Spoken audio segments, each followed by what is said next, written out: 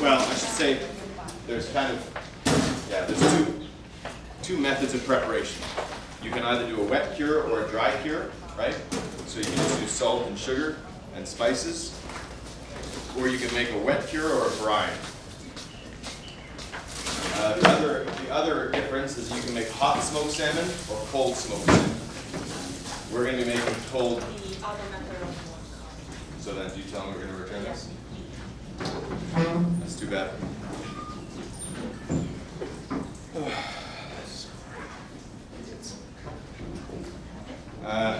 Yeah, I don't know. Anyways, so we're going to make hot smoked salmon because we don't have the machine to make cold smoked salmon. To make cold smoked salmon, you have to generate smoke and then cool it down before it goes into the smoking chamber. We don't have that. We have just a single chamber where we heat up where we make the smoke, right, by causing a fire, and that fire would then heat the cabinet up, so we can't make cold smoked salmon, which is fine. Whatever. So what we want to do first is clean up one of our fish. So normally I'm not big on wearing latex gloves because I find that, especially in Taiwan, people wear them for anything, everything, and they think that now that I'm wearing gloves, it's more sanitary, right? I can touch anything I want, I can touch money, I can touch anything, and I can still touch food because I'm wearing latex gloves, right? One trip to the night market will show you that. But when you're dealing with fish, it's quite slippery, so I like to use a little glove to make it a little easier to grab onto.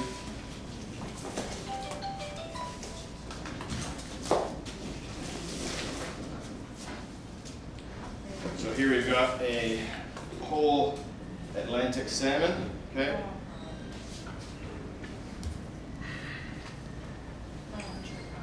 So this is definitely going to be a farmed fish, okay? Because the price of wild salmon is very, very high. Usually it's more expensive than good quality beef. So we're going to use this today, which is fine. It's not a bad product, okay? There's really good quality farmed fish, and there's really bad quality farmed fish, okay? Like anything. So when you're buying fish, as you guys will remember from your quiz, right? Or was this on your quiz? No, it wasn't, right? Buying fish? That was the other class. My advanced Western. That was on their quiz. So when you buy fish, you want to look at a few things, okay? First and foremost is the smell, okay? Fish should not smell like fish, okay? Fish shouldn't smell fishy, okay? If you buy a fish and it smells fishy, it's old, okay? Fresh fish smells like the ocean, okay? It doesn't have a smell. It smells like salt water. It smells fairly clean, okay? So when you're purchasing fish, the first thing you want to do is check the odor, okay, to make sure it smells okay. Now obviously with import fish like this, because salmon is not from around here, it's going to have a slight smell to it, okay? But you can still differentiate between the smell of an old fish and the smell of a new fish. The other thing you want to check is the eyes, okay? You want to look into its eyes deep, right? Make a nice connection. I'm just joking. Don't look deep into its eyes. A fish's eyes should be clear, okay? When you purchase a fish, the eyes should be very clear, not milky or gray, okay? When you buy a fish that's old, after it's dead, the eyes start to turn color, and they turn sort of a gray or milky color. So when you purchase a fish, you want to look at its eyes to make sure that they're somewhat clear, and you also want to make sure they're not bulging out, okay? If they're bulging out of the head, that means that there's gas building up inside and the eyes are starting to pop, which means that it's old as well. So, you want to check the smell, you want to check the eyes to make sure they're clear. You also want to check the gills, okay? So the gills are where the fish get the oxygen from, right? You want to make sure that the gills are red, okay? Or a dark red or a very, very light purple. What you don't want is dark, dark purple or black, okay? Those darker, darker purple colors. As the fish after the fish dies, the gills will start to oxidize or oxidate, okay, and it turns the color from red to purple. Okay, so you want to look at the color of the gill to make sure that it's still a nice reddish color or even very light purple color. But what you don't want is a dark purple or a blackish color. That will signify that the fish is fairly old. Okay? So, smell, eyes, gills. You also want to check the interior of the belly. Okay, after the fish has been gutted, you want to check the inside to make sure it's not too slimy. Okay? If it's really, really slimy inside, that means that the fish was killed a long time ago and it was gutted a long time ago. Okay, which means that the fish is old. You also want to check the texture of the meat. Okay? Once we cut into it, the flesh itself, the fish meat, the flesh, should still be firm. Okay?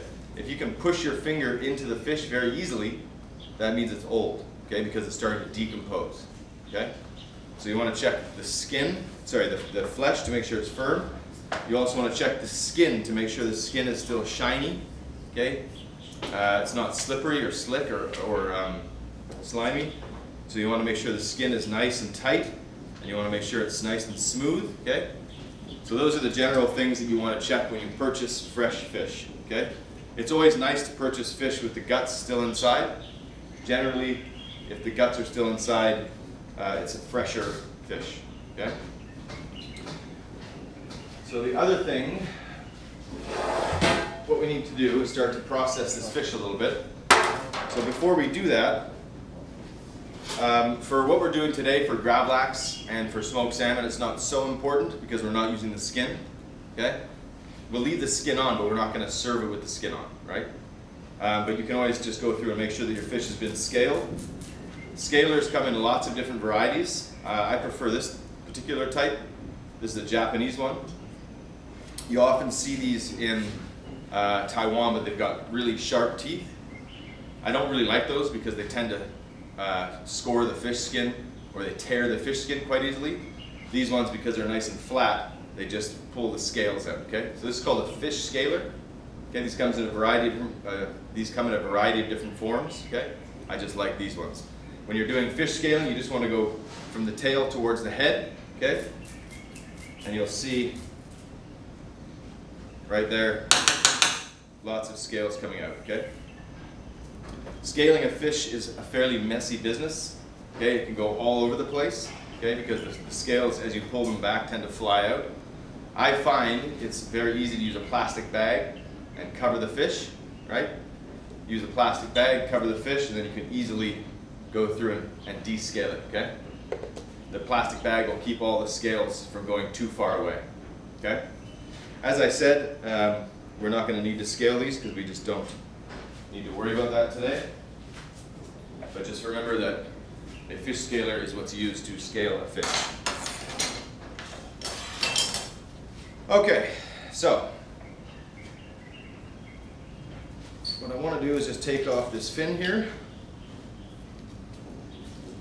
Another thing when we talk about fish, there's a variety of different types of fish, okay? And they all go into different classifications. Okay, for example, this is a salmon, right? So we call this a saltwater fish because it comes from saltwater, oceans, right? So that's the first classification. The other side of that would be freshwater, okay? So things like trout, grouper, pike, carp, some types are freshwater fish, okay, which means they don't come from oceans, they come from lakes and they come from rivers, okay? So that's two classifications right there. Is it a saltwater fish or is it a freshwater fish, okay? Can't be both, okay? Now salmon is an odd one because it's born in a stream, which is freshwater, but it spends most of its life in saltwater, okay? And it also returns to freshwater to give birth, okay? But we classify it as a saltwater because that's where it spends basically 98% of its life. So freshwater or saltwater. The other classification after that would be, is it a round fish or a flat fish? Can anyone take a guess what this one is? Round fish. Round fish. A round fish has two fillets, okay, with a spine, backbone on the top of the fish, just like the salmon, okay? A flat fish, something like Dover sole or halibut, has four fillets, okay, two on each side, and you flip over the fish and there's two more, okay? So there's saltwater and freshwater, there's round and flat, okay? Then there's also fatty or lean fish, okay? Salmon and tuna are an example of what type of fish, fatty or lean? Fatty, okay, oily. Fatty or oily, either one is fine. Cod, halibut, turbot, these are all lean fish, okay?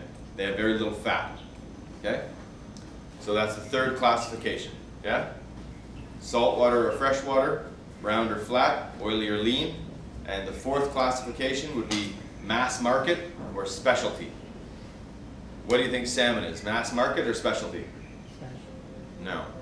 You can get salmon everywhere. You can go to PX Mart and get salmon, right? So, salmon is a mass market fish.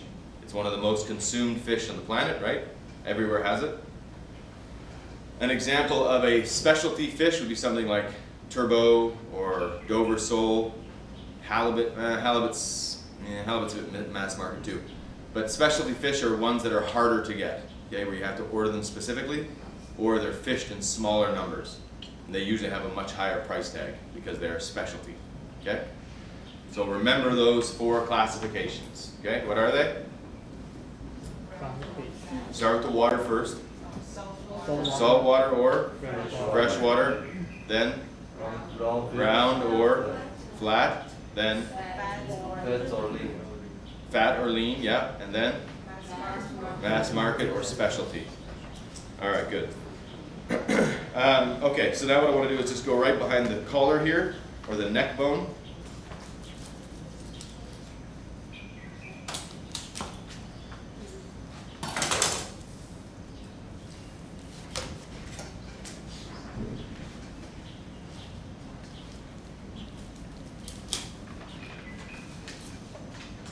Take off my head. I'm also going to go through and just trim off some of these fins here.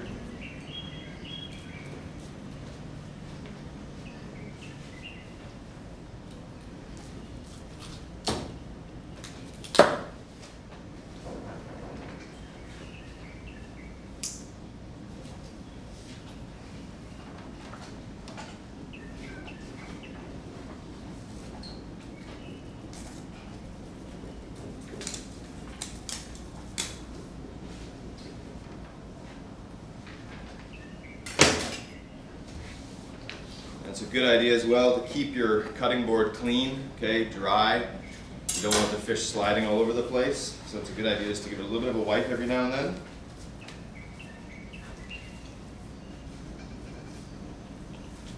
Keep the fish dry as well, that'll help.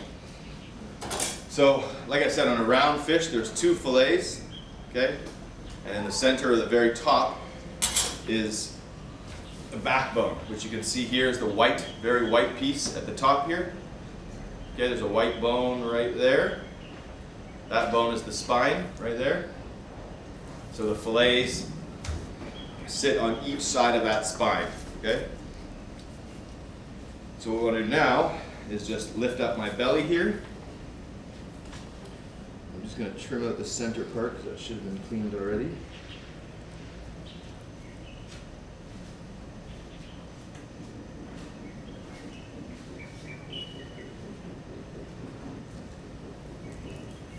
And then using my knife, I'm just going to put my knife straight along the backbone, okay? And using my knife along the backbone, I can just cut through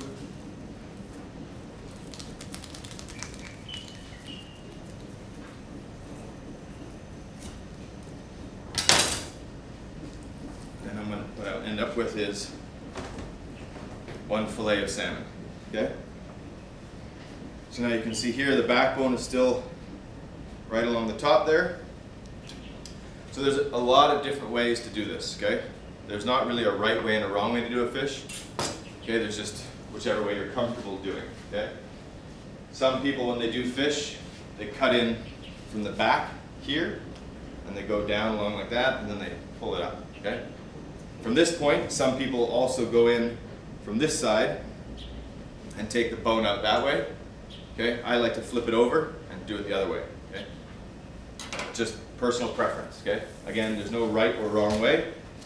I just prefer to do it this way myself, okay? So again, I'm just going to lift up my belly piece here, put my knife just down along my backbone, okay? I'm just going to pull it a little bit closer to me. And now I'm just going to start to go through.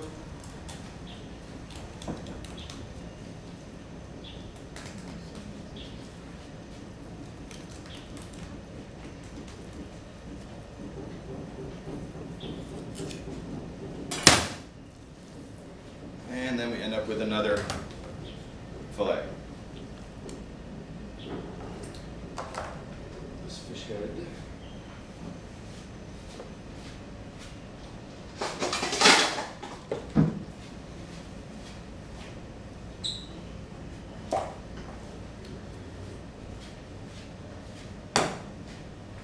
So one reason, or one way you can also tell, usually you can tell with farmed fish, is the tail, okay? Normally a salmon, the tail should be very big, like a fan, and very full, with no breaks or gaps in it.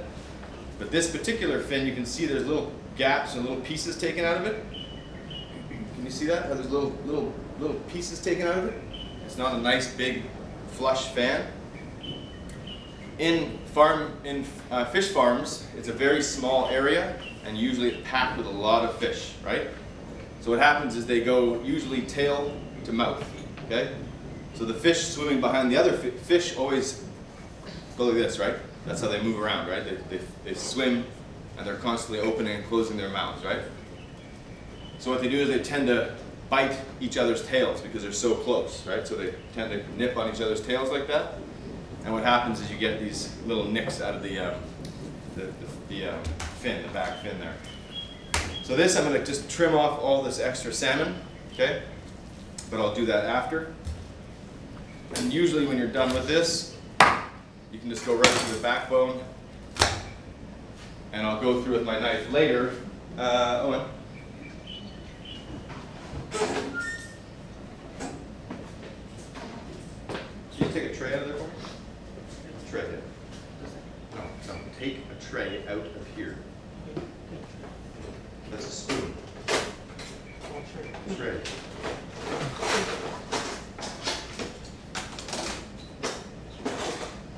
Yeah, great. Let's go. All right. Thank you. I don't want to cover everything in fish juice, you know what I mean? So we'll let that sit for now. The other thing I need to do, I'm just going to get a bit of water here. So now we need to clean up this fish and get it ready for curing. When you're picking up fish fillets, especially large fish like this, try to support a lot of the weight. Okay? Don't pick it up and swirl it around your head. Okay? You need to sort of take care of it at this point. Okay? So there's two different sets of bones here now that I need to take out, okay? There's the belly bones here, okay? And then along the back side, what we call the pin bones. Okay, the pin bones are these little ones just sticking up out of the meat. And I should have, there we go. You can get a pair of tweezers or pliers, anything you want, okay, for pulling those bones out. So for this now, what I want to do is just carefully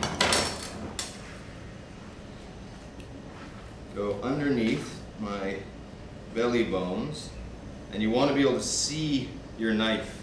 Okay, you want to be able to see your knife going underneath the meat because you don't want to go down too deep. Okay.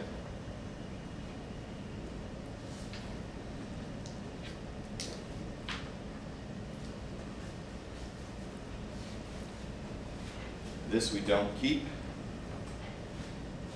You could turn the stock if you wanted, or you could smoke it and make a smoked salmon panna cotta out of it. Something like that would be easy.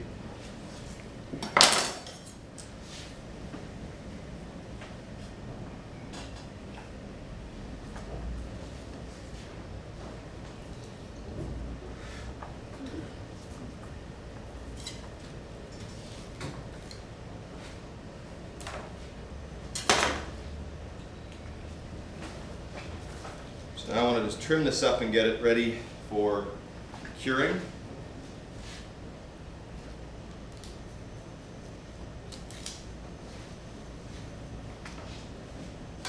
I also want to take my pin bones out. So the pin bones, what you want to do is just using your hand, gently just run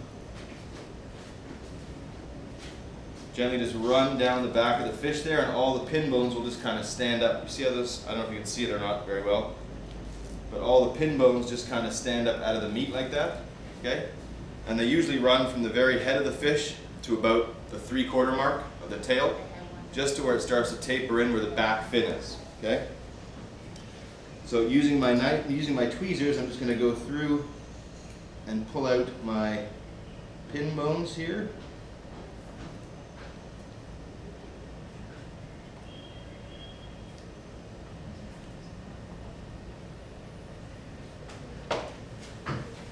And I keep a little bit of water here just to rinse off my tweezers so I can get the pin bones out of there very easily.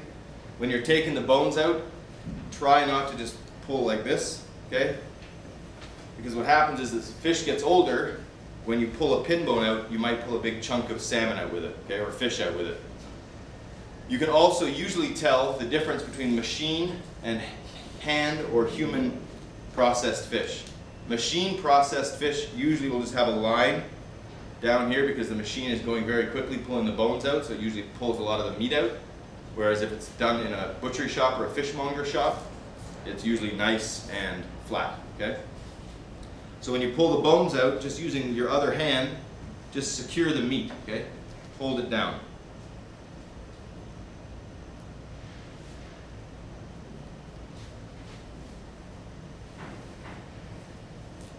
And again, just check where all your bones are.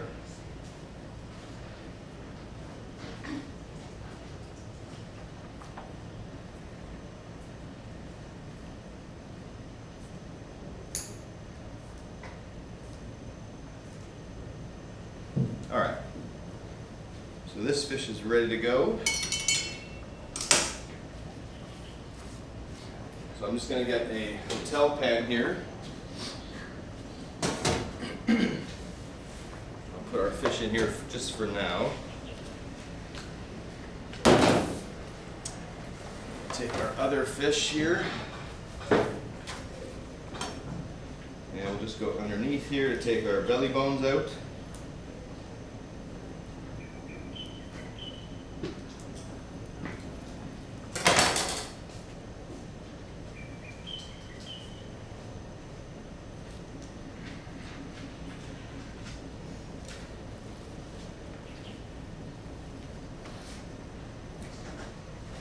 All this salmon belly I just vacuum pack and use for something else like salmon cakes or any number of things.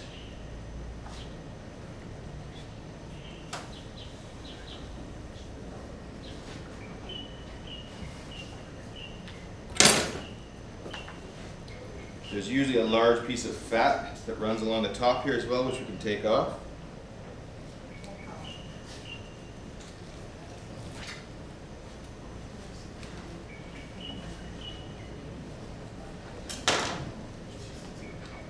So now again, I want to get my pin bones out of here.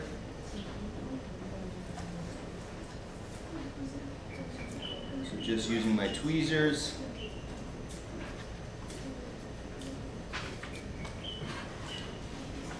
Once you start pulling these pin bones out, it's also a fairly good indication of how fresh the fish is. And this actually is pretty good because the bones aren't coming out too easily, but they're also not taking a lot of meat with them.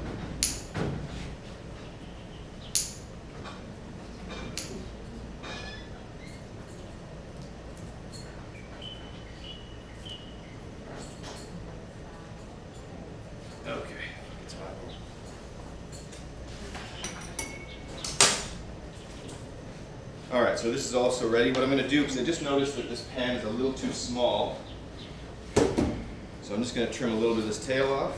And again, I can use that for something else. So I'm just going to pull up my other fillet here. Again, just trim off some of this, and this can be used for another product. So now we've got one salmon fillet, and we've got our other one ready. So I want to start to get my cure mix ready. So I'm just going to move this off to the side. Now, to cure our salmon, we need a mixture of salt and sugar. What does your recipe say? Should be equal parts, right?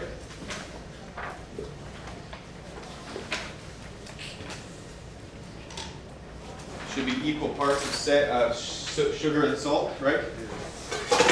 Huh? Yes. So what is it? 200 grams. 200 grams salt, 200 grams of sugar, right? Yes.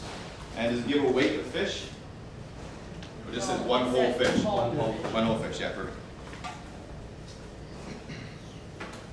Again, when you're doing this, you're not going to want to use table salt, okay?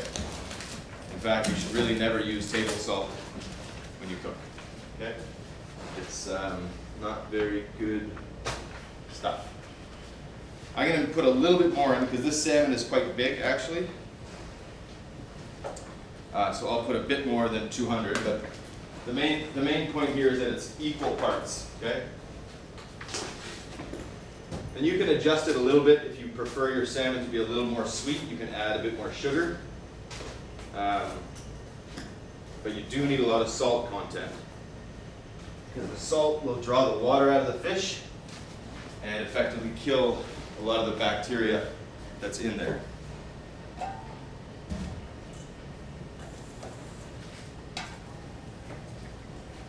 So I'm going to put equal parts.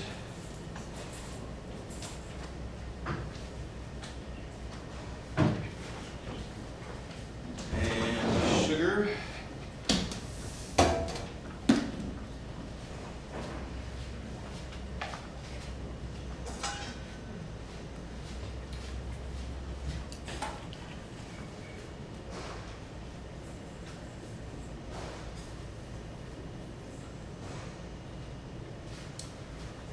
Okay.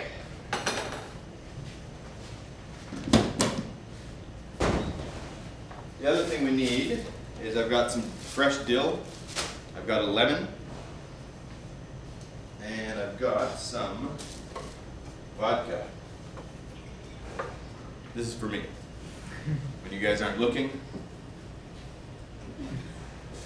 A lot of recipes you'll see for cured fish contain sometimes vodka, sometimes brandy, sometimes if you get a really traditional recipe from Sweden or Denmark, it'll have an alcohol in it called akavit. Do you guys know what akavit is? Aquavit? It's sort of like vodka from Scandinavia. Okay, very, very powerful, very strong alcohol. So now I'm just going to take my gloves and try to get them on.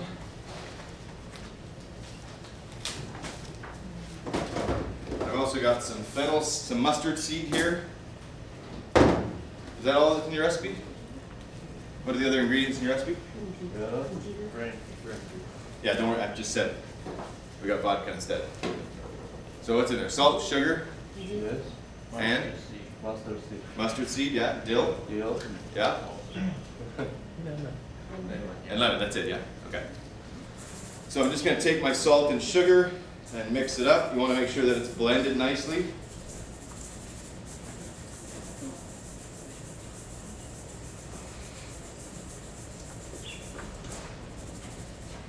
And I'm going to put a nice coat of salt and sugar on the bottom here.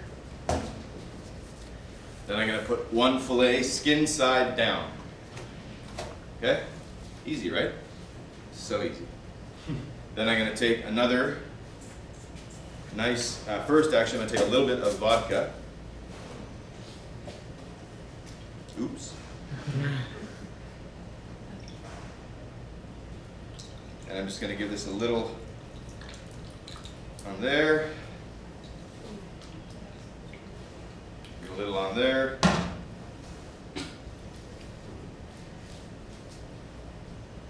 That's just going to help kind of kill any bacteria that might be on the surface. Then I want to put a nice amount of salt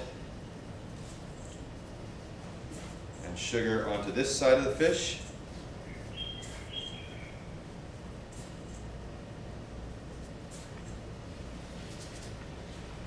Then I'm gonna take some fresh dill. Do we have more dill coming in for Friday? No. This is all of it? You Is everything, right? said you want this right. I did not? Yeah. Okay, so this is everything. So I'm gonna take, now sometimes people cut it up often, okay? But I'm just gonna actually put it in whole like this, okay? So I'm just gonna lay, because what we're gonna do, well, I'll explain to you in a second here. So I'm just gonna take some fresh dill, just take the roots off, and I'm just gonna lay the fresh dill over the fish, just like that, okay? The rest of this dill, we're gonna save to dress the fish once it's done curing. So basically what we do is we cure the fish now for about 24 hours. In this case, we're probably gonna do it a little bit longer, okay? What I also wanna do now is take some more salmon, or sorry, some more sugar and salt, and I'm just gonna put it over to this side of the fish. Get a nice coating on here.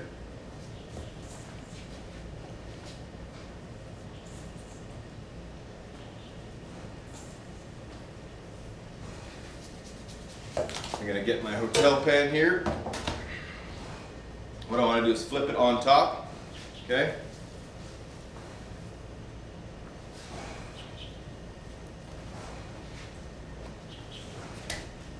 So now I've got like a big salmon sandwich, okay? Then the rest of my salt and sugar mix, just gonna go on top here.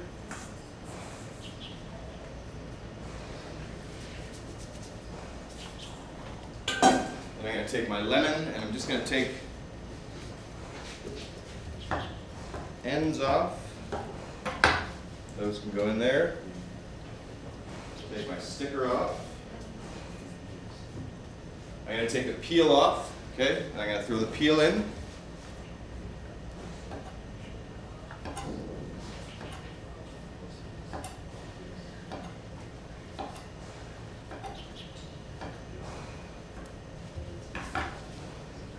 That's going to go in.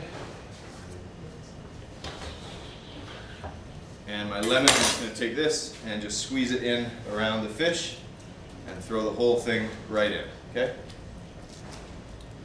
Now the lemon is definitely optional, okay? You don't need to add it. I just like it because I like just a little of that flavor it gives it. Salmon and lemon is one of those combinations that's sort of, you know, world accepted, you know? Everyone around the world, when they think of salmon, they automatically think of two things, dill and lemon, right? It's just like the quintessential or iconic pairing. I'm also gonna put a little bit of sesame seeds in here. Mustard seeds. I'm not used to Wednesday classes. So I'm going to put a little bit of mustard seed in there, and that's going to help add some extra flavor. What I want to do now is take another pan and plop it on top, and later I'll put a weight on top. This I'm going to leave until tomorrow morning, then I'll come down and I'll flip it, okay? Not the pans. Not just going to go, but I'm going to take the top pan off, and I'm going to flip the bottom salmon so it's on top and the top salmon so it's on the bottom, okay? Then I'll leave that for another 12 hours, okay? Well, basically 24 hours. And then Friday, in this week, right? We have another class this week, right? Remember? Friday we'll take it out of the cure. We'll rinse it off. We'll dry it off. Then the rest of the... Did I not order fresh dill, mint? No. Okay. I'll see if I can get some. I thought I had, but anyway, it's not a big deal. Then, so we'll clean off this fish, then we'll take the remainder of our fresh herbs, we'll cut them up, and then we'll dress the fish with it, okay? So that's why I didn't bother cutting that dill first, because that's all going to come off anyways. Some people cut it up, and then they spend forever taking it off. I just want to do it fast, so I just grab it and throw it out, right? You don't want to keep it, okay, because it's going to be really salty. So that's the first part of our gravlax, okay? So salt-cured fish. The next thing we need to do is get our fish ready for our smoked salmon. So I'm just going to get rid of these boards.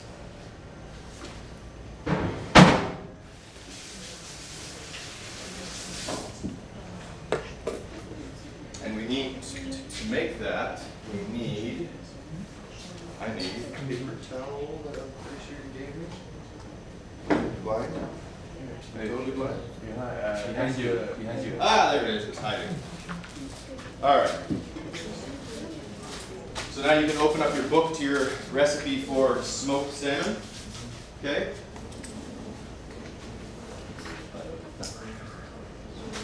You find it? You see it?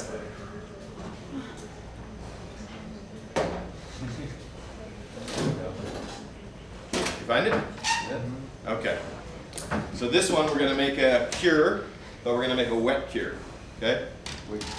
And this cure contains brown sugar and salt. Okay? And we'll put in some extra ingredients as well. So what's the first ingredient there other than salmon? Because I know that already. 4-liter water. Don't worry about the water. Next.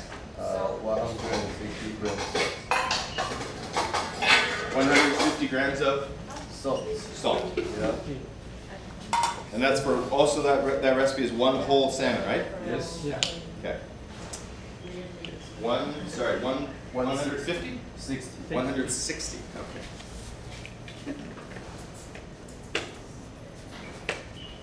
100. And it should be brown sugar as well? 300 grams. 300 grams. Okay. Is there brown sugar 2 times? Or just once? One. 2 times. 300 and 100. Okay, so the 300 is the first measure, Yes, right? yes. Okay, so the reason there's 2 is because later we're going to take brown sugar and syrup and we're going to make a glaze. Okay. And we'll glaze it with syrup and sugar before we smoke it.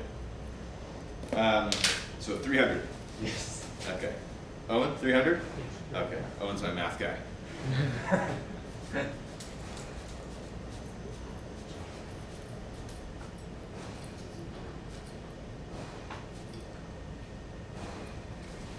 So, like I said, there's 2 variations of smoked salmon. There's hot smoked salmon and cold smoked salmon. So, do you know sometimes maybe you go to a restaurant and they have maybe a smoked salmon salad? Yeah. Okay, and the smoked salmon is more like, it's raw almost, Yes. or it's almost like sashimi, the texture. Yes. That's cold smoked, okay? So it retains the texture of raw fish, but it has a smoky taste. We're not gonna make that, okay? Because we just don't have the right facilities to do that. The other type of smoked salmon is the type that most people, when they think about America or Canada, they think of smoked salmon from Canada or America, is hot smoked salmon, okay? And so that one it's smoked, but it's also pretty much cooked, okay? But it's cooked in a way over a long period of time, so it's still very, very soft, very, very juicy, okay? Another name that we have for that is we call it Indian candy. Do you guys know Indians? Not East Indians, North American Indians. You know? Ooh. You know? Super racist, but don't worry. So we have North American Indians and we have East Indians, okay? Do you know why they call them East Indians? You should. Christopher Columbus, he found the West Indies. He thought he was in India, duh, but really he was in Jamaica. Not really Jamaica, but he was in the Caribbean and he thought that was India. So now they classify them as East Indian and West Indian, okay? Most people don't use that anymore. There's Indian, there's Native Indian, and there's Caribbean, right? We don't say West Indian anymore. So we're gonna make that variety, okay? So I got my salt, I got my brown sugar, okay? What else do I need in there? Fennel seeds, right? Yeah, and mustard seed. Fennel seeds, mustard seeds, and Allspice. allspice. Okay, so I got some fennel seeds. Again, the spices are optional, okay? You don't have to put them in. It's not gonna make, it has nothing to do with the curing, okay? It just has to do with flavor. Okay, so I'm gonna take some mustard seeds. I almost said sesame seeds again.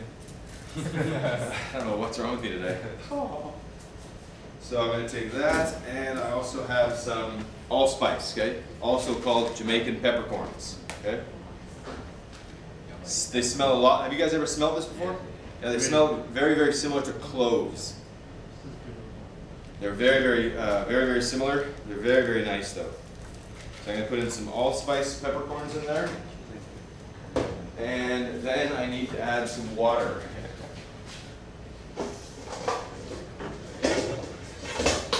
And you said how much water? 4 liters. 4 liters. Yes. 4 liters, okay.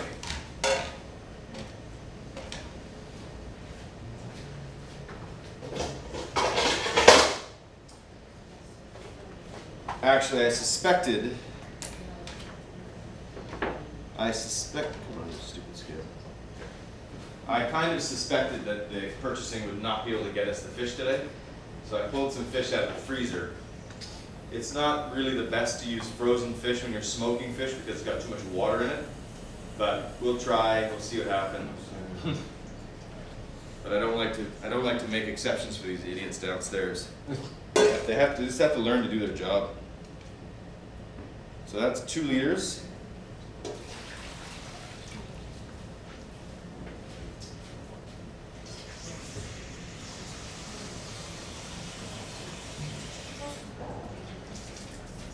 And this should roughly be about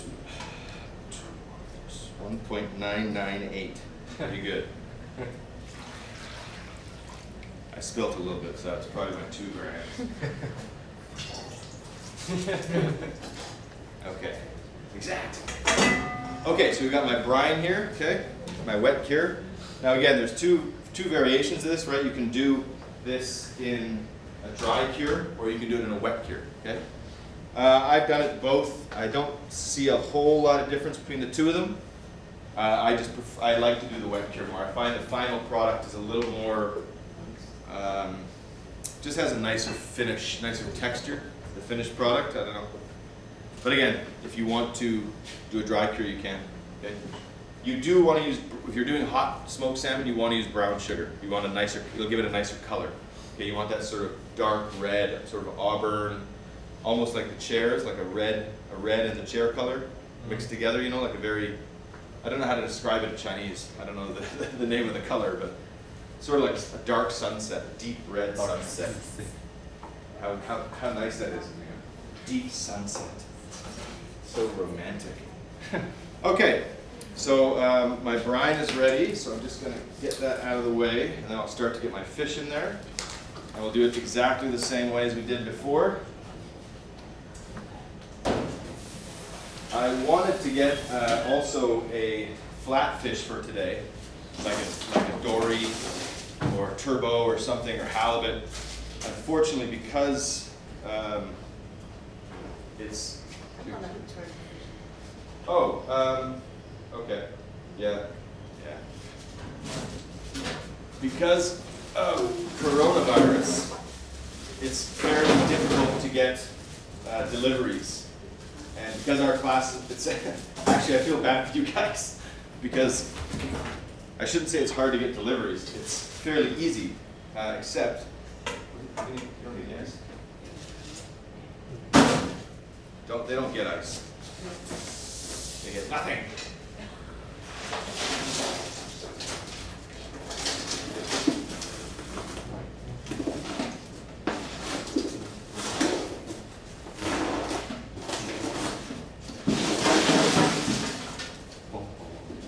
Woo! When I was in high school, we used to have a prank war. You know what a prank is? A joke? You know, when you have a joke with somebody else, you know? So there was another school close to my school, and we used to have a war with them. But pranks, only. Not like violence, but jokes.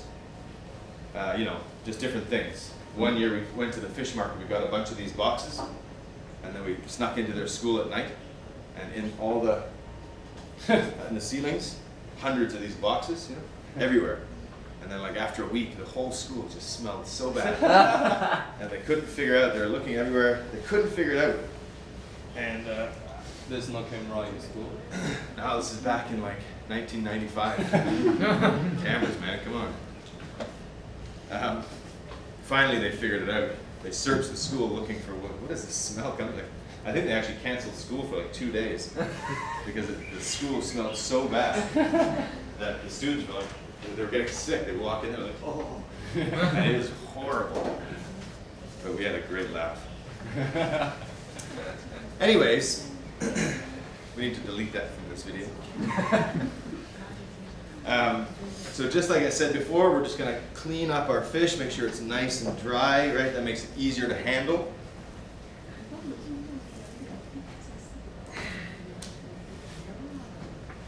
When you're handling a large fish, and salmon is not particularly a large fish, by the way. This is some tunas are smaller than salmon, right? But some fish are gigantic. Okay, yeah, like some large bluefin tunas. Okay, I caught a halibut myself. It was 98 pounds. So like my height, fish, huge. These salmon, like where I'm from, like in Canada, this is fairly common. You can just go to the edge of the ocean and just pull one out, you know? It's normal. It's not like here, it's expensive, you know? This fish probably 3,000 or 4,000 NT for one, maybe more. I'm not sure, I have to ask Sarah. But they're fairly expensive here. For me, they're free in Vancouver. So again, I just want to check the belly, clean it up a little bit. So as I was saying a minute ago, it's difficult a little bit to get fish here because right now of the coronavirus, the amount of flights is very low. Back when like at the beginning of the year, before this whole debacle started, normally there would be flights from France and from Europe and from Canada probably 3 times a week, okay? So we could get fish delivered. We would order it on a Monday and it would arrive on Tuesday in Taiwan, which is pretty good. So about 24 hours from the waters in France to here.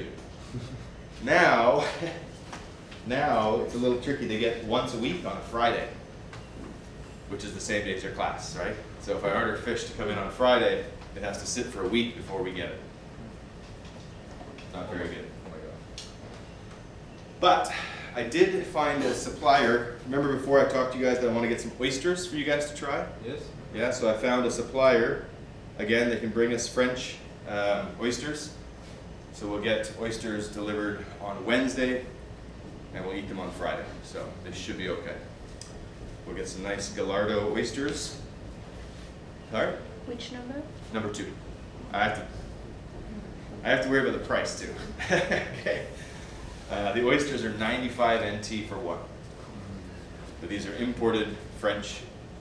That's about €1 per oyster, which isn't too bad considering it's being flown here from France. At any rate, when you're dealing with larger fish, either pick them up underneath the jaw, okay, like this, okay, or hold them with 2 hands like this, or just hold them entirely by the tail, okay? Everything cool down there? Yes. Yeah, real cool. So we're going to do the exact same thing as we did before. I'll just trim off some of these fins here.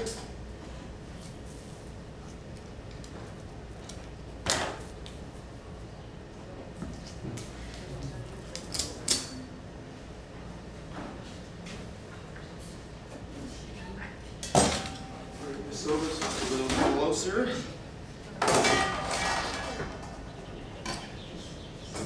And then again, just like I did before,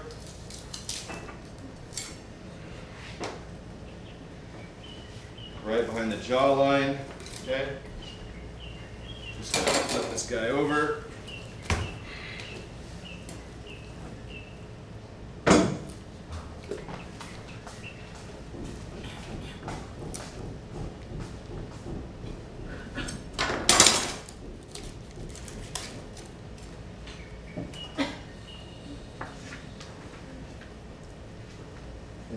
Same on this side, just right behind the jawline there.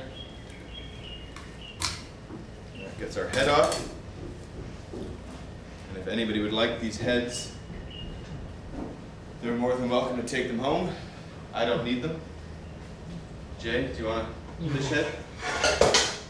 不会， Way. 不会 cook。 You can make a very nice soup for your roommates. 嗯， And then they'll finally like you. 哇， No. Okay, well if anybody wants a fish head, you're more than welcome to take it. I know the last time I did this butchery class, do you guys know the Anne? Did you guys ever meet? She's a third year student now, Anne? Anne, she's a junior. She'll be back soon. When we did this class, she was very happy to take the fish heads home. I said, does anyone want the fish heads? She was like, what? I can take the fish heads? Both? I was like, well, I mean, if nobody else wants them, they're yours. She was like, I'm pretty sure later she called him, Mom, you're not going to believe it. I've got fish heads. 2! So it was like a huge celebration in her village. She's from like up in the north, in the average. She's like an Aboriginal. So it was a huge party. They were like, oh my God, fish heads for days. They were on Instagram, they were on TikTok dancing with fish heads. Huge party. Okay, so again, just like we did before, I'm just going to go along my backbone, right, and right down the bones, okay? Just going to trim out any of these little bits of guts that are in there. So I'm just holding up my belly, okay?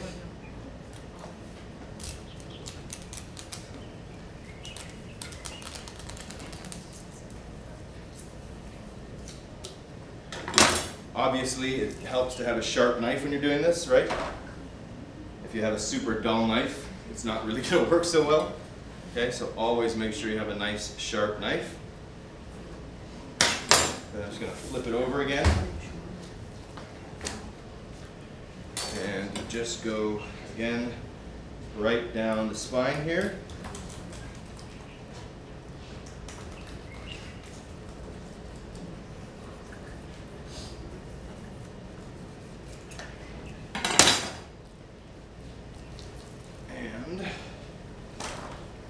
We've got our salmon there. Again, I'll clean this up later, but for now, I just want to get this done first, right? This I can do after. There's no big worry about that. So we've got our brine here, right? Just move the, just put it here, I guess, for now. And then again, we'll just take one fillet.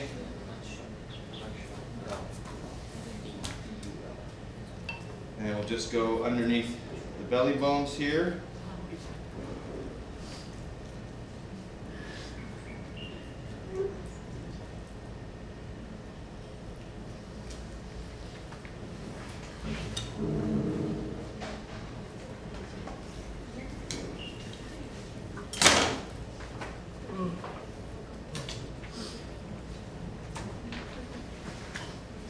Again, I'm just going to trim off this tail piece here. However, this we can smoke, okay? So I'll use this for smoking as well. I just want to trim this up so it's a little more tidy and neat. Trim off this front piece here. Again, this I can all use. I'll skin and trim and keep it all together so we have scraps. Where's my tweezers? There. So again, just like the other fish,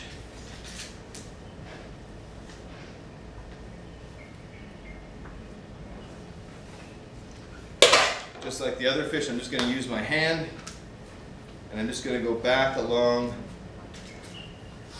and all those pin bones. Can you see how they stand up? Can you see that at all? You need like super good eyesight, or like Ant-Man. But they just basically, as I push them back, they just kind of stand up a little bit. They're sort of saying like, hello, take me out of here, please. Okay? So again, using my tweezers, we're just going to take these bones out.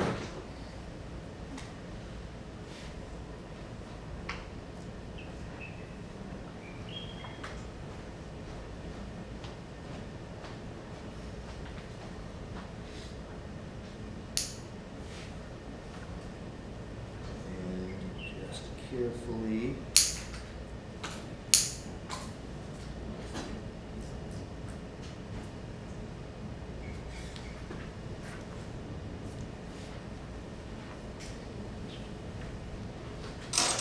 Okay, so now I've got my one deboned.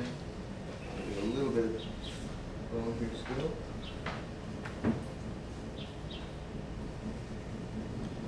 Okay, this then can go straight into our brine. Okay. I think what I'll do actually is before we put it in the brine, I'm just going to split it into a few sections here, just to because we don't have a lot of time for it to sit in the brine. So actually, I'm just going to split it into larger chunks like this and put those in the brine so there's more surface area so the brine can go into more of the fish a little bit faster. Okay.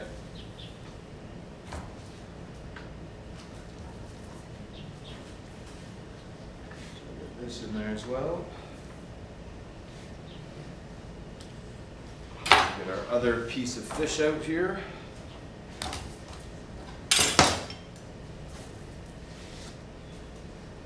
And my tail sections as well. From our other fish, these can go in here as well.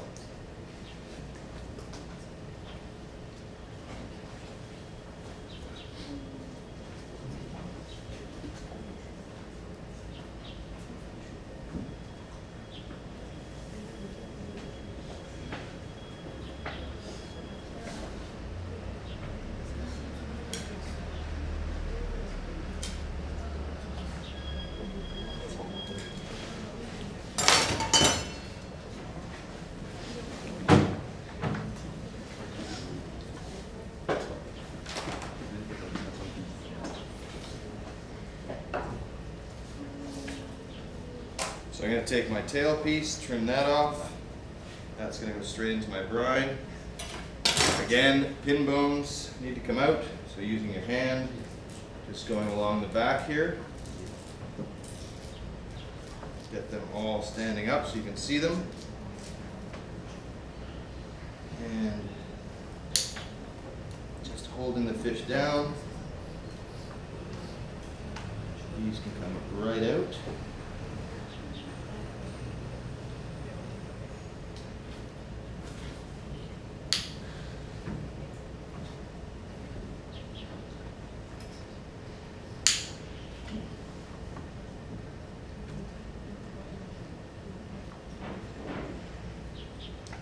And it's not really ideal, like this room is far too hot to be working with fish. Most fish shops, or fishmongers as they're called, should be very, very cold rooms, lots of ice everywhere to keep the fish cold. This is far too hot to be safe for working with fish. Okay, so again, I'm just going to trim this.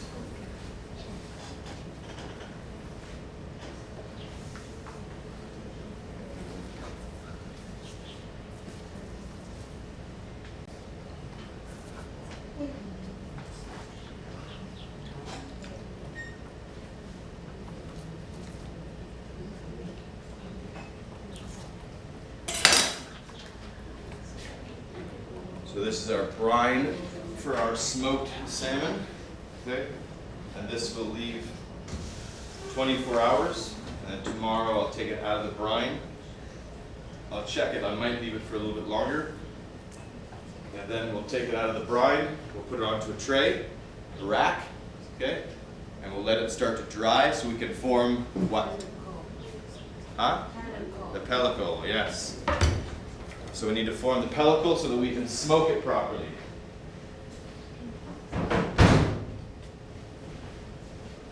So do you have the recipe in your books for smoked fish? I can't remember if I put it in there or not. Is there a recipe in there for smoked flatfish or smoked fish? Not smoked salmon, but just smoked fish. Yes? No? No? Okay. No problem.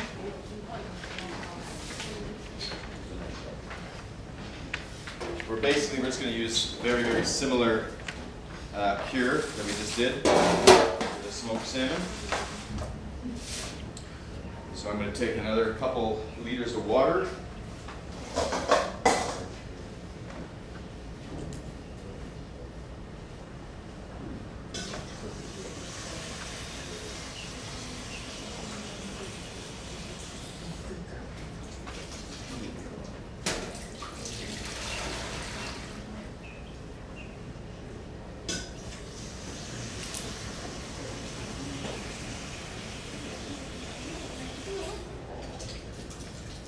All right, a couple liters of water. And scale. I'm going to use similar proportions, so I'll use 300 grams of brown sugar and a couple hundred grams of salt.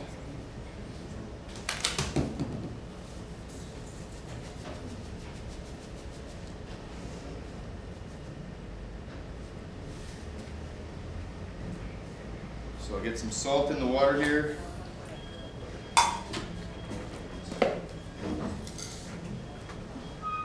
Some sugar. Now when you're curing or smoking flatfish or lean fish, so we're going to be using, I don't know what kind of fish I have, something. It's better to use a brine as opposed to a dry cure, okay? Usually the type of fish, when you do this kind of fish, is smaller, like trout or sea bass, something like that. It's smaller, so if you do a dry cure, it tends to get too salty. Using a brine, there's a bit more of an equilibrium or a balance, okay, so it doesn't get too salty.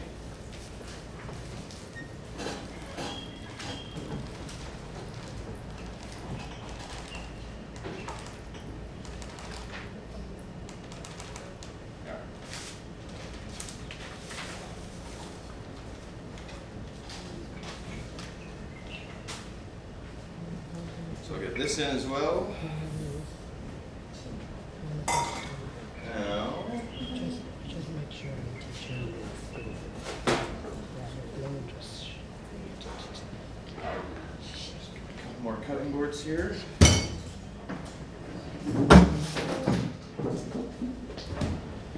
Most butchery shops and fishmongers, they'll usually have very, very big cutting boards, not like the cutting board you get from your house. They usually have a large cutting board, right, for fish, right, because the fish is fairly long, right? So they usually do it using one piece cutting board. It's a little safer. Using two cutting boards together like this, you can kind of shift or slide. Your knife can go through the middle. It's not, thank you. It's not entirely ideal, okay, but that's okay. I'm just going to give this a quick stir to get this dissolved a bit.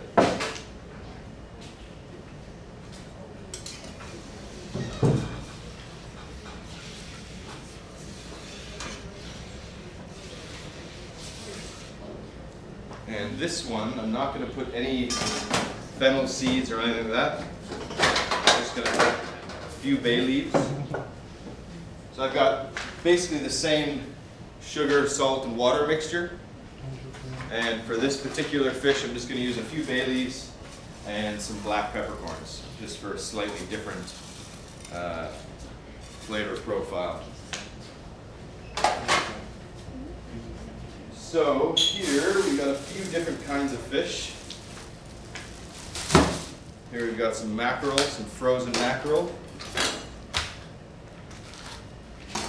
Again, like I said, it's not great to use frozen fish for curing and for smoking because it's just not really it's got quite a lot of water content in it, so it's going to be a little watery. I don't know how it's even going to turn out, but we'll see. So I'm just going to take these fillets and put them straight into the brine. That's going to go in. Then I've got some, I don't know, other kind of fish. I don't really know what it is. I just knew this morning, I was like, we're not getting the fish. So I just quickly pulled this from the freezer. So I'm just going to put this in as well.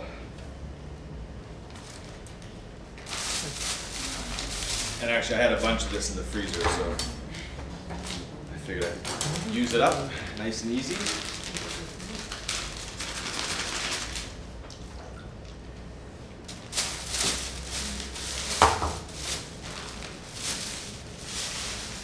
So that's the basic process for curing and smoking fish, right? Is either brine it or wet cure it.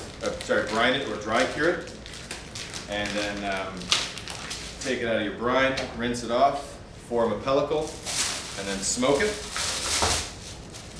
For our salmon gravlax, also, we're going to flip that over tomorrow. I'm going to flip it over tomorrow.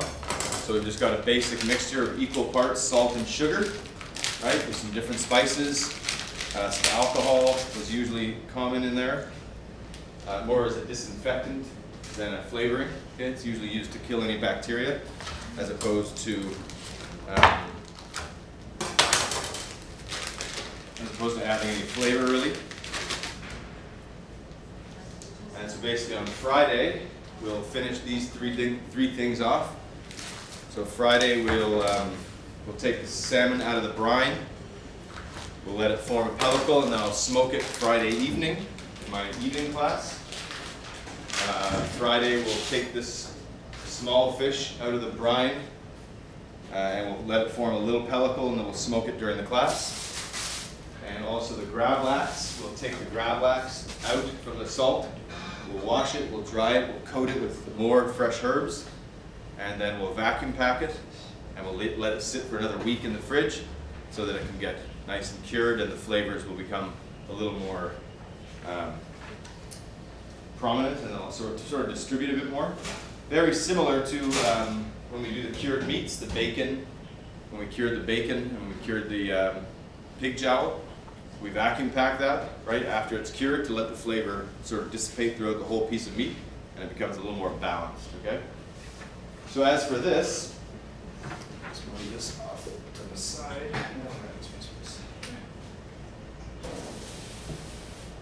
So as for the fish, the leftover fish, this part, you could just take a spoon.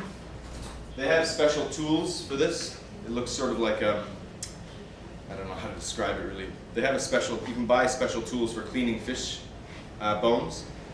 It sort of looks like a dough scraper. It's got a little handle, and it's got like a rounded, very dull piece of metal, but a spoon works just as well. Right, and so all this extra salmon you would save.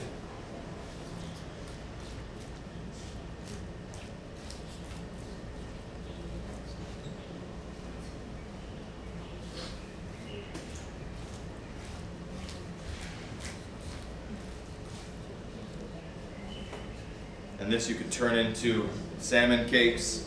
You could put it into a soup, right, like salmon chowder, something like that.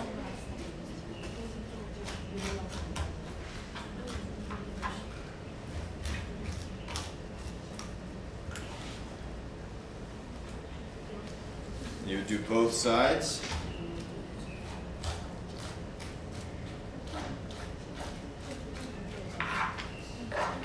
And so what you should end up with is just a very nice, clean carcass or bones.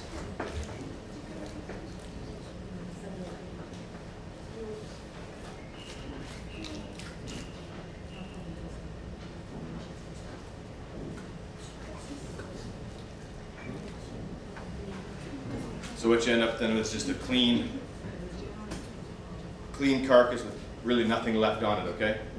Now salmon is not very common to make fish stock out of because it is a fatty fish. Do the bones go in the regular garbage? Trash? Weird. It's so strange to me. But okay, whatever. Yeah, normally salmon is not used for making stock because it's considered fatty. However, I quite like salmon stock, okay? And I don't think there's really anything wrong with making a salmon stock. You wouldn't want to mix it with a bunch of other fish bones and make a fish stock, but you could make a salmon stock. Then you can make a consomme out of it, right? So you can make a salmon consomme, and then you could use this and make a mousseline out of it, something like that, and you could use that as a salmon consomme, and that would be the garnish in your soup, right? So that you're using 100% of the product, and you're not just throwing it out. We obviously don't have a lab to make that in, so I'm not going to do that, but this is definitely not something you'd want to throw away.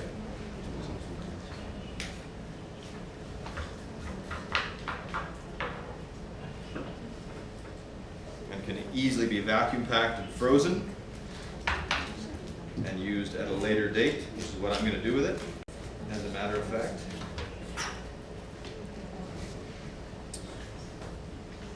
So, just to review, what are the 4 categories of fish? Okay? Saltwater. Saltwater or Fresh. freshwater, yeah. And then Round fish, Round fish. round fish or flat fish, yeah. And then fat fish, and then fish. speak up, please. Very old. Fatty or oily? No. Mass market those fish. Fatty, oily, or lean. Yeah. And then Mass market. mass market or Specialty. specialty. Good.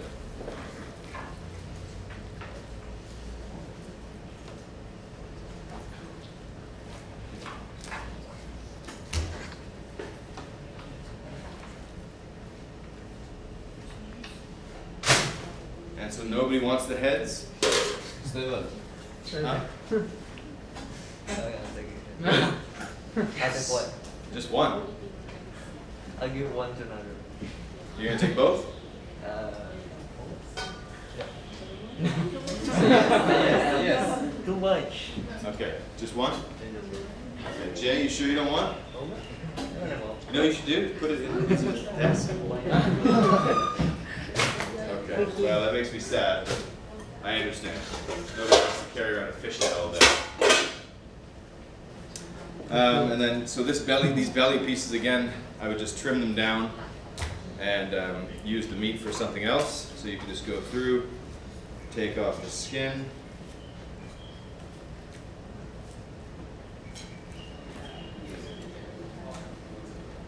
Take out this section here.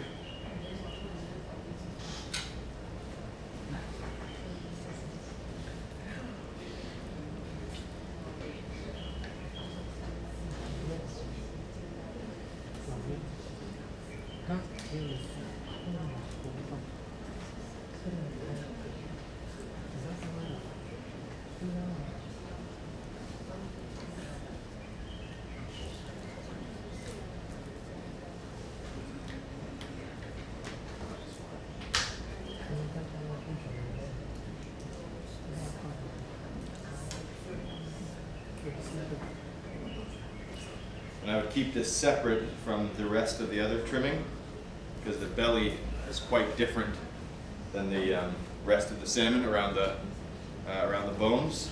It's a lot more fatty.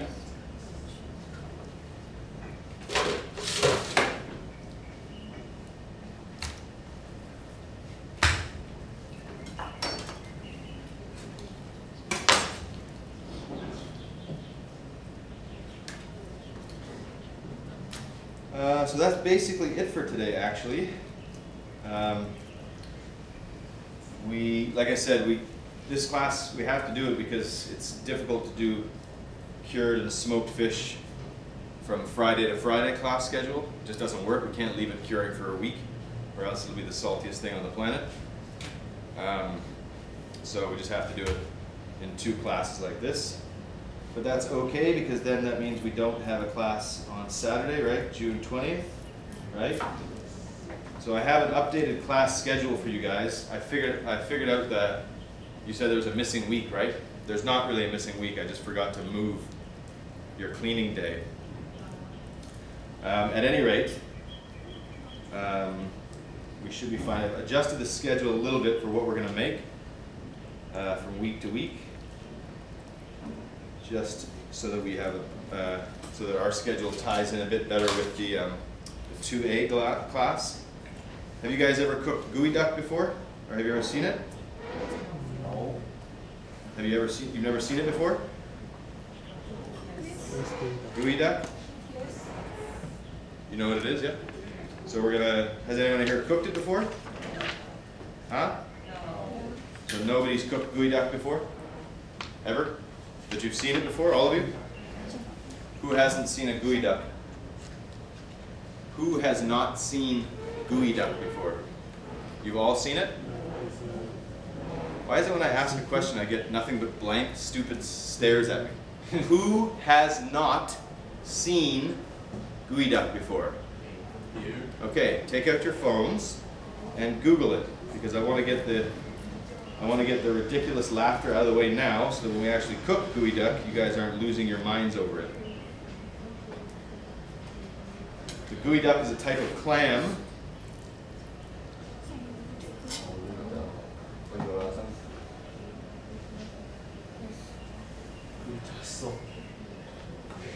Okay, so you guys know that? Yeah. Yeah, all right. That's a type of clam, okay? So I'm going to show you guys how to properly process a gooey duck. It's not like a regular clam. You can't just cook it and eat it, okay? There's steps that have to be taken in order to make it edible, or at least decent. So I'm going to show you guys how to do that. We'll make two different dishes out of that. We'll make a raw gooey duck style sashimi type thing, almost like tataki. And the other thing we're going to make is a pasta, okay? I'll show you guys how to make a classical clam pasta made from gooey duck. We're also going to get oysters, so I'll show you guys how to shuck an oyster, and then you guys can practice or try how to shuck an oyster. Shuck is the term we use for taking the shell off an oyster, right? Taking the meat out of an oyster, we call that shucking. So our schedule is a little bit different now. I can't grab a copy because my hands are full.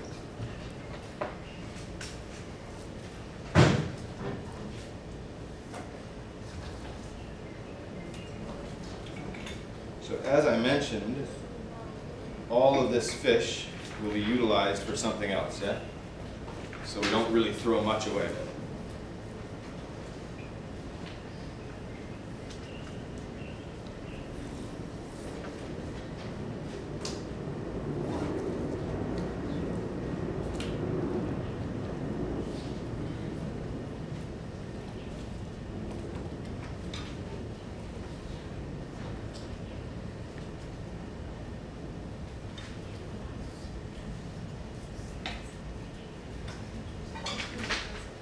Also, do you guys remember I mentioned last week about getting ring cutters off Amazon? Do you remember I mentioned that? Yes. So I'll send Sarah a photo today or tomorrow of the particular ring cutter set, okay? And then if you guys want to get them, we can put an order in together, because it's cheaper than, they're cheaper to order them out of Taiwan than they are to get in Taiwan. They're, for some reason, really, really expensive here, which I don't understand, because they're not that expensive to buy anywhere else except here. So, was there something else as well? Ring cutters? Thermometers, yes, digital thermometers. So, this goes in regular garbage, right? It has no bones, then Well, it's got a fit. yeah, that's good. It has no bones. It's not a jellyfish. So yeah, I'll send Sarah a couple photos of different thermometers we can get. You guys can get if you want. Okay, it would be helpful for you guys to use them for a few different things.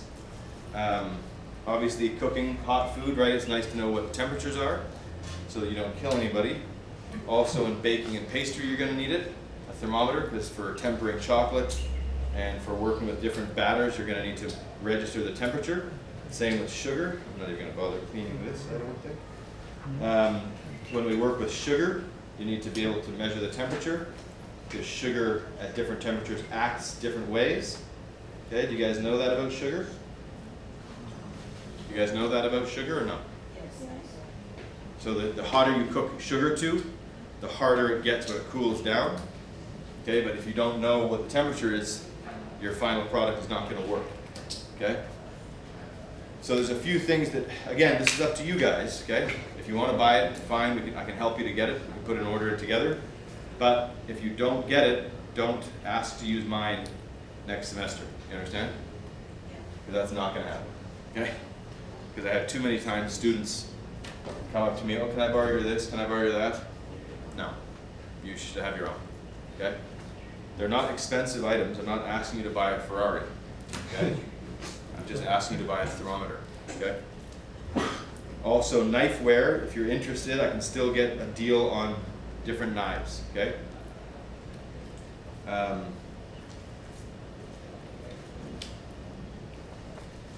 So there's two different types of boning knives. If you guys want to get them, I have a limited amount left, so it'd be first come, first serve, okay?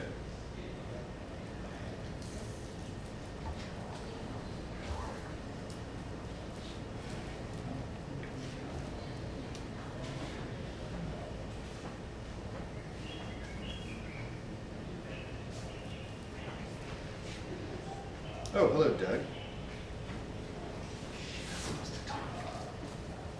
What's that? You're being videotaped, you're not supposed to talk.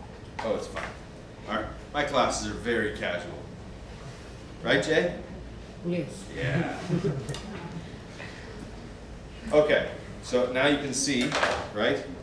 All we've got left really is the skin, the bones, one head. Thank you, Stephen. Right? But we've got all the fish that we need for our cured fish, our gravlax, right? And for our smoked salmon, right? And then we've managed to save or reclaim all of this belly meat, which would be great to make salmon cakes out of, or something like that, because when it's cut and fried, it still retains a lot of moisture because it's really fatty, right? You can see the amount of fat. You can see the amount of fat running through the meat here, right? As opposed to this, right? Yeah. Which is much leaner salmon. This type of salmon would be great to make a mousseline out of. So eggs or egg yolks and cream, and make a force meat or a mousseline. And that would be great as a garnish for if we had made a salmon consomme out of the bones, right? So in essence, you could use 100% of the fish, except for the head that Steven's taking off, right? And that's really important when you're dealing with things like this, especially import fish, because it is very pricey, right? You're paying a premium for, I don't know if it's supposed to go in there or not, at this point I don't care. You're paying a premium for this product because it is expensive to fly fish here, okay? It's not getting here on its own, right? So that's it for today. So let's tidy up, please. Like I said, I'll send Sarah photos today of the thermometer we can get, of the ring cutter set we can get, and if you are interested, there's a 3-knife set from F. Dick. It's only 2,000 NT. If you buy this online or at a store, it'll probably cost you about 100 euros. Okay, so about 3,500, give or take. F. Dick gives them to us for the cost. There's two types of boning knives here, right? Flexible kind, right? Right, which is used for fish. And then your firm boning knife, right? Which has some flex, but it's much more firm. This will be used for meat, okay? The other knife that you get with the set is a serrated dough knife or a pastry knife, okay? You're also going to want to use this for next semester for baking and pastry, because when you make a cake and you need to cut it, your knives aren't going to work, because A, your knives are dull, and B, most of you don't have a serrated knife like this, right? Do you? No, nobody does, right? You do. I do. I have. Yes, you have one. I have one. I have 3. I have 3. And I have tons of these, right? But my point is that if you don't even have one of the right jobs, right? If you don't even have one knife to do the right job, you're going to find your life much more difficult, okay? I have only a limited number of this now. I can get more in the future, but like I said, because of the shipments are hard to get now, okay? So I have a limited number if you want one. First come, first serve for this. This is 2,000 NT. And I'll send Sarah a photo of the baking ring set, the ring cutters, because you're also going to want to use that for baking and pastry, and for Western, and for advanced pastry, okay? A ring cutter set is super useful in so many different applications in cooking, whether it's for cutting out cookies, making shapes in pastries, plating, super useful, okay? I've had the same set for a long time, as long as you take care of them. I've had my ring cutter set for like a decade, 10 years. Half of your life, I've had my mine for ring 30. cutter. How? 30. He's had his rain cutters for 30 years. Almost half my life. Okay? 1/5 of his life. No, wait, he's not 150. My point is that if you have the right tools to do the jobs, it'll make your life easier, and if you take care of them, they'll last you a long time, obviously, right? So if you want the knife set, come and tell me, and the thermometer and rain cutter set, I'll send Sarah a photo. You guys can figure out if you want to buy them. I can help you to buy them all on Amazon, and we can order at one time, okay? To save on the shipping cost. Okay? Cool. Let's tidy up, please. We need to get some vacuum bags for the salmon trimming, please. We need to wrap up our smoked salmon. We need to wrap this plastic very well so it doesn't spill. Our smoked fish here, we also need to wrap very well so it doesn't spill, please. Still recording? Or is it? That's okay. They'll trim it anyways. Pearl, you're going to the next class, right? Okay, great. He